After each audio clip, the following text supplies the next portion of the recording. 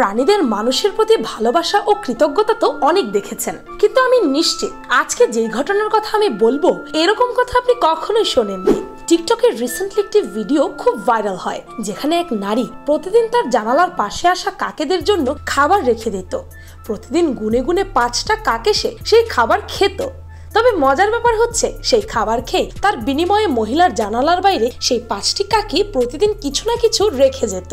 আর তাদের রেখে যাওয়া সেই জিনিসগুলোকে মহিলাটি রিটার্ন গিফট ভেবে ঘরে সাজিয়ে রাখতো। আর এভাবেই একদিন থেকে অদ্ভুত এক ঘটনা ঘটা শুরু হয়।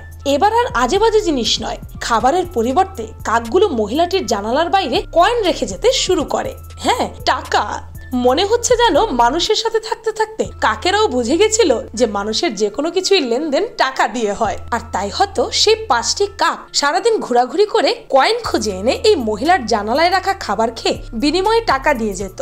সত্যি খুব অদ্ভুত একটি ঘটনা, তাই না?